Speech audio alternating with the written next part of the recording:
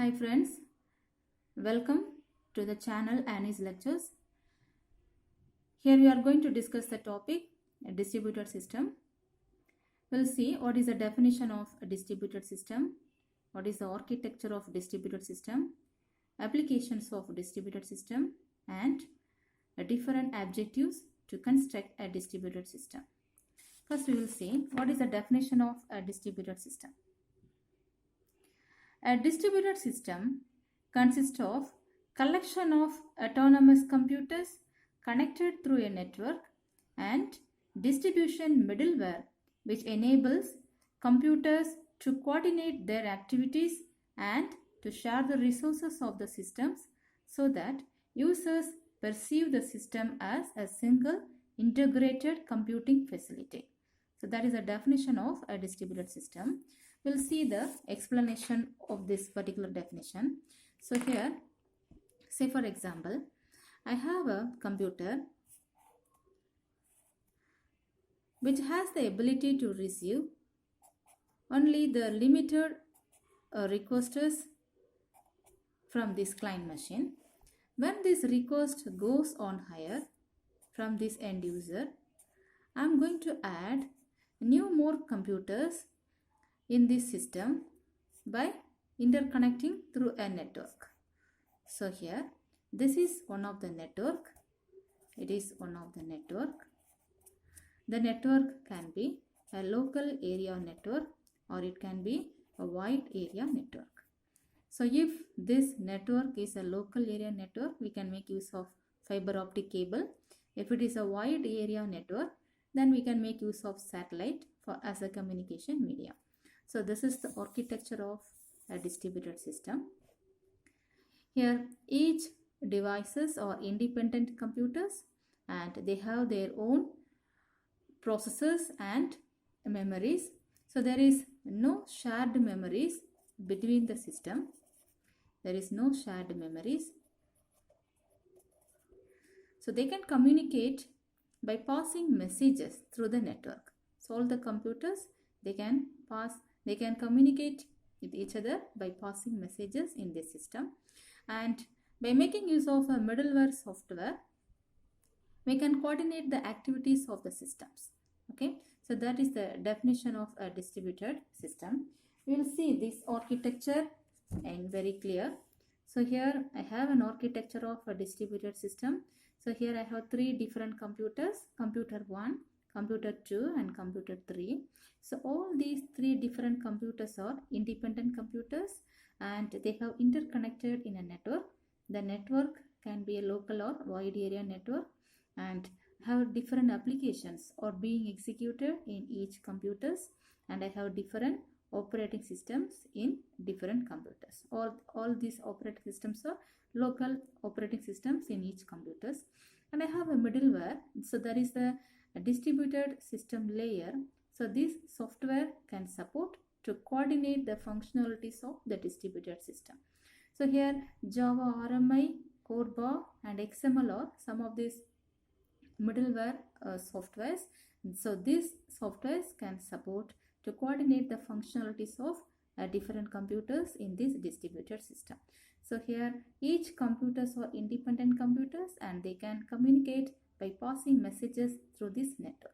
So that is the architecture of the distributed system. Now we will see some of these real-time applications of this distributed system. So here these are the real-time applications: Google, Yahoo or search engines, Amazon, eBay, online banking or e-commerce applications, online game, YouTube or entertainment application. In terms of transportation, we have GPS and Google Map technologies. Then in education, we have distance learning applications, and Facebook and Twitter are social networks applications. Next, we are going to see some of these important objectives to construct a distributed system.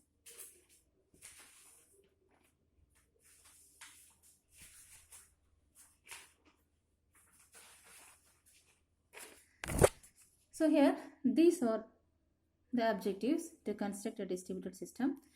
When we are constructing a distributed system, it should be a scalable one, reliable, with the reduced cost, with high speed, and should support concurrency and transparency and heterogeneous mechanisms. So what is the meaning of scalability of a system? We'll see one by one.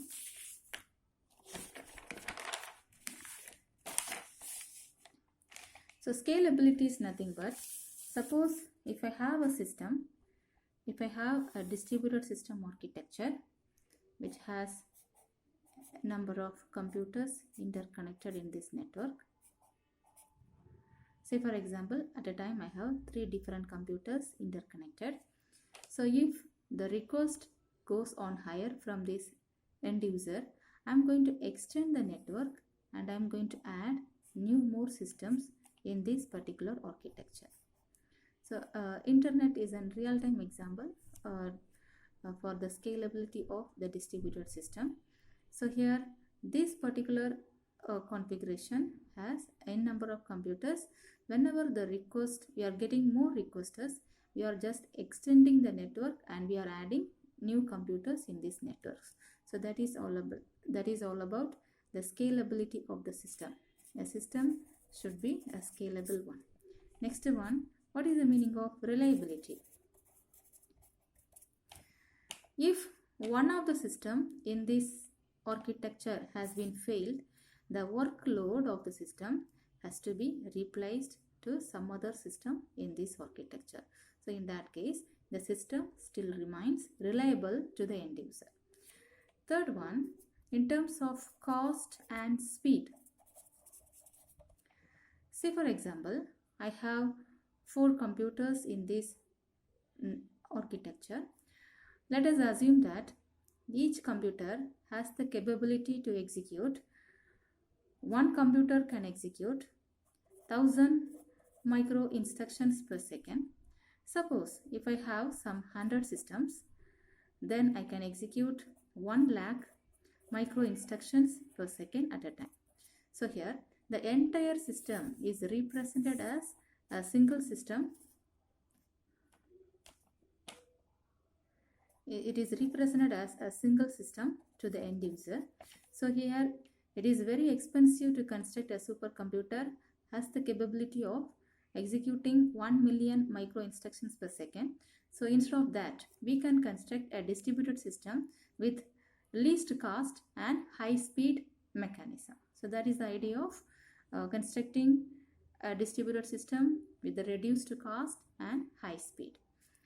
Next one is, what is the meaning of concurrency?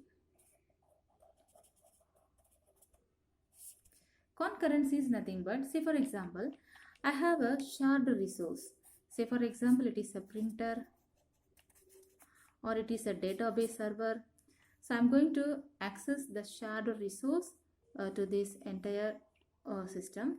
So here one system at a time can be allowed to access the shared resource. So that is the mechanism of concurrency.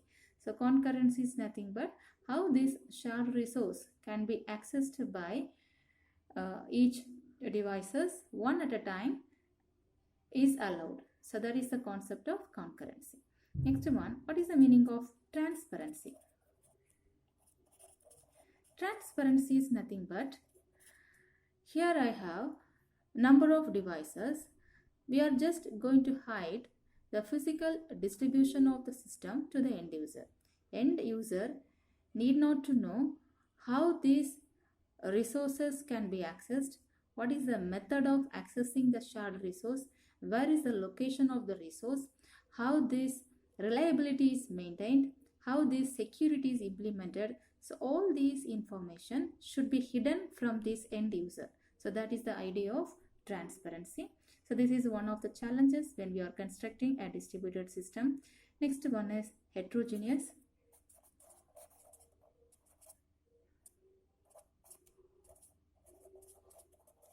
This is nothing but, here we have n number of computers. Each computers are in different operating system. Each computers may have different network, different languages has been implemented. How these different computers can coordinate, can communicate with each other by making use of the middleware software.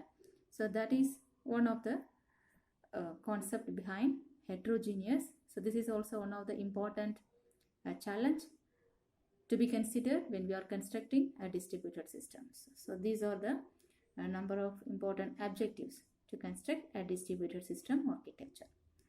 I hope you understand the concept of a distributed system very well, and in the next coming videos I will update more information about this topic. Please subscribe the channel. Thank you.